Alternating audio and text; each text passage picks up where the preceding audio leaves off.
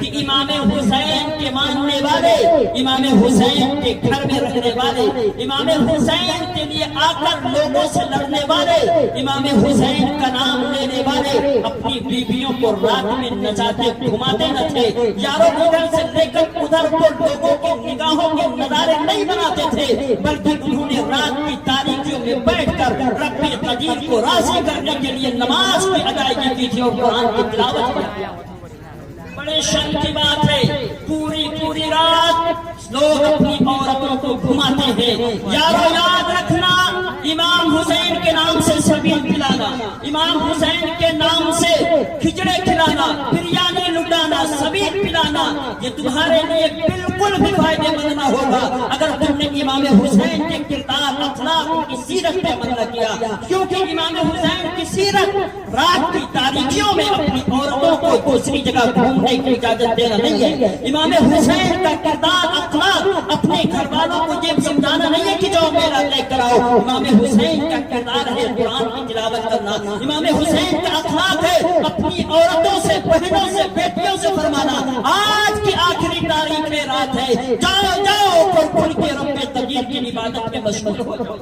یہ ہوتے حسینی، یہ ہوتے سچے پکے مسلمان، ہماری طرح نہیں۔ ابھی جب تازیہ اٹھے گی، تازیہ کے ساتھ ایک نئی ہزار عورتیں پیچھے چلے گی، جاؤ میں چیلنج کرتا ہوں، تاریخ کے کسی بھی عورت میں دکھا دو، کوئی بھی عالم دکھا دے کہ امام حسین کے ساتھ عورتیں اس طرح گھومنے نکلی، کوئی نہیں دکھا پائے گا۔ یاروں عورتوں نے اگرچہ مدینہ سے مکہ سے کوفہ سفر کیا تھا تو باپردہ تھی، باخلاق تھی، انہوں نے اپنے آپ کو ظاہری طور پر پیش نہ کیا تھا، وہ بیوٹی پارلر جیسی کبھی جگہ پر جا کر اپنے حسن کو بڑھا کر لوگوں کے سامنے مظاہرہ نہیں کرانے نکلی، بلکہ مستورات رہ کر انہوں نے اپنے آپ کو پردے میں رکھ کر اللہ رب العزت کے رسول کے دین کی حفاظت کرانے کے لیے اپنے بیٹوں کو قربان کرایا۔ یارو امام حسین اپنے خیمہ والوں کو فرماتے ہیں آج رات عبادت کی جائے گی، صبح ہوگی تب دیکھا جائے گا ماجرا کیا ہوگا۔ صبح کی سفیدی نمودار ہونے کو ہے، اذان فجر قریب ہے، حضرت امام حسین حکم دیتے ہیں علی اکبر جاؤ اذان دو۔ اذان دینے کے لیے ایک طرف علی اکبر کھڑے ہوتے ہیں، دوسری طرف عمرو بن سعد کھڑا ہوتا ہے، کہا جاتا ہے۔ ایک نے کہا نہیں، شمرغرین نے کہا تھا، الحاصل یہ جو بھی ہو، ایک طرف امام علی اصغر کے والد محترم کا حکم ہے، ایک طرف عبید اللہ ابن زیاد کے سپاہی کا حکم ہے، ایک طرف علی اکبر مؤذن ہے جو مقبول ہے، ایک طرف عمرو بن سعد یا شمرغرین ہے جو مردود ہے، اور ایک طرف امامت ایسی ہے جس کے پیچھے اگرچہ 72 ہے لیکن سارے کے سارے اس سے راضی ہیں، ایک طرف اگرچہ 22,000 کے مقتدی ہیں لیکن کہیں نہ کہیں دولت کی لالچ میں آئے ہیں، کہیں نہ کہیں اگرچہ امام کے پیچھے نماز پڑھ رہے ہیں لیکن اس امام سے متفق صحیح معنوں میں نہیں ہے۔ پتہ یہی چلتا ہے مسلمانوں کہ امام سے متفق ہونا یہ اصل ایمان ہے، اور امام سے اگر اتفاق نہ ہو تو یہ نماز انسان کی بیکار۔ اب دیکھو امام حسین رضی اللہ تعالی عنہ امامت کے لیے کھڑے ہوتے ہیں، ایک طرف ادھر عمرو بن سعد کھڑا ہوتا ہے، ایک طرف 72 یا 82 ہے، ایک طرف 22,000 کا لشکر زرار ہے۔ کوئی ہم لوگوں کی طرح ایمان کا کمزور ہوتا کہہ دیتا اے امام کثرت تعداد جس طرف ہے، لوگوں کی تعداد زیادہ جس طرف ہے اس طرف نماز پڑھیں گے، آپ کے ساتھ نہ پڑھیں گے۔ لیکن یارو پوری سیرت کی کتاب اٹھا کر دیکھ لو، تاریخ کی کتاب دیکھ لو، جو امام حسین کے ساتھ تھا اس نے قدم کو اپنی جنبش نہ دی تھی، 22,000 کے لشکریوں کو نہ دیکھا تھا بلکہ یہ دیکھا تھا کہ جنتی جوانوں کا سردار کون ہے، جنتی جوانوں کا سردار ہونے کے ساتھ ساتھ جنت کا پھول کون کہا گیا ہے، ابن رسول کون کہا گیا ہے۔ امام حسین کے ساتھ رہنے والے لوگوں نے اپنے آپ کو ثابت قدم رکھا، لیکن امام حسین کی صداقت کو دیکھ کر، ان کی امانت کو دیکھ کر، ان کی متانت کو دیکھ کر، نہ جانے کتنے 22,000 لشکریوں میں رہنے والے لوگوں کے پیروں میں چوٹش آئی تھی، اور انہوں نے بتا کے تو ہم کہا تھا ہاں امام جیسا کوئی امام نہیں ہے، وہ امام اگرچہ 72 لوگوں کا کا امام ہے لیکن وہ لاکھوں کروڑوں کے بھاری نظر آتا ہے. اور یارو تاریخ نے بتایا ہے کہ اسی قبیل سے امام حسین کے پاس آ کے حاضر تھے. نماز مکمل ہوتی ہے, صبح جب نظر ہو جاتی ہے, صفوں کا بننا شروع ہوتا ہے. ایک طرف امام حسین کے ساتھ چند افراد چھوٹی سی ٹوٹی ہے بچا گیا, ایک طرف بہت بڑی فوج ہے, لوگوں کا صفیں بننا شروع ہو جاتا ہے. امام حسین رضی اللہ تعالی عنہ, امام حسین کہ لوگوں میں سب آرا ہوتے ہیں, ادھر یزیدی لشکر کی طرف لوگ صف کو لگا کر لائن کو لگا کر کھڑے ہو جاتے ہیں. امام حسین رضی اللہ تعالی عنہ ایک غلام ہیں جنہیں حضرت جوہر کرتے ہیں. آپ نے کیا کیا, جب آپ سے کہا گیا کہ ہر مبارز ہے کوئی مقابلہ کرنے والا, تب انہوں نے سب سے پہلے اپنے گھوڑے پہ سوار ہو کر سواری پہ سوار ہو کر اس طرف روانہ کی. اور یاد رکھو یارو, انہوں نے ابھی نئی نئی شادی کی تھی اور شادی کے چند ہی ایام یا چند لمحات لیے تھے اور امام حسین کے لشکر میں آ کر شمولیت کی تھی. جب امام حسین کو للکارا جا رہا ہے دشمن کی صفوں کی طرف سے, اے امام حسین ہے تمہاری طرف سے کوئی لڑنے والا, تب انہوں نے اپنی بیوی کو جو کی شادی ابھی ابھی ہوئی ہے اس کو چھوڑ کر امام حسین کی صف سے نکلے تھے اور کہا تھا ہاں چیلنج کرنے والوں میں امام حسین کے لیے اپنی جان دینے کے لیے قربان ہوں. انہوں نے اپنے آپ کو ڈھالا بنایا سمجھایا اور بیوی کو چھوڑ کر میدان جہاد میں اپنے آپ کو نکالا.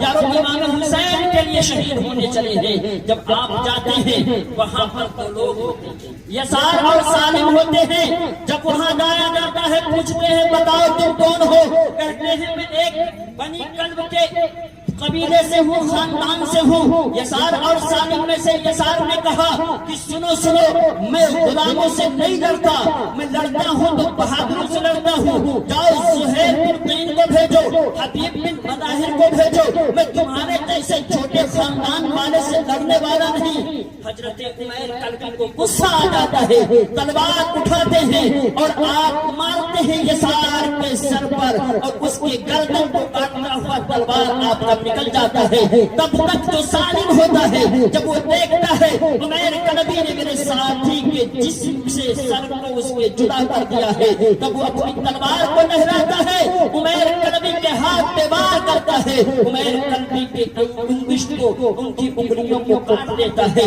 یارو داہنے ہاتھ کی انگلیاں کرتی ہے, تلوار گرتی ہے, عمیر کلبی کے جرأت کو سلام کرو یارو. آپ جھکتے ہیں, تلوار کو بائیں ہاتھ سے اٹھاتے ہیں, دوبارہ سالم کے اوپر وار کرتے ہیں اور اسے بھی واسطے جہنم کر دیتے ہیں. ادھر 22,000 کے لشکری ہے, ان کے اندر ہلچل مچ جاتی ہے. دیکھو دیکھو, آقا حسین کے گھرانے کا نہیں ہے, کوئی بڑے خاندان کا نہیں ہے, ایک غلام ہے, دونوں کو واسطے جہنم کر چکا ہے. جاؤ کوئی تیسرا مقابلہ تو کر کے آئے. 22,000 کے لشکریوں میں سے نکلنے والا نکلتا ہے تاکہ عمیر کلبی کا جو ہے مقابلہ کرے, ان سے مقابلہ کر کے اپنے آپ کو ثابت کرے.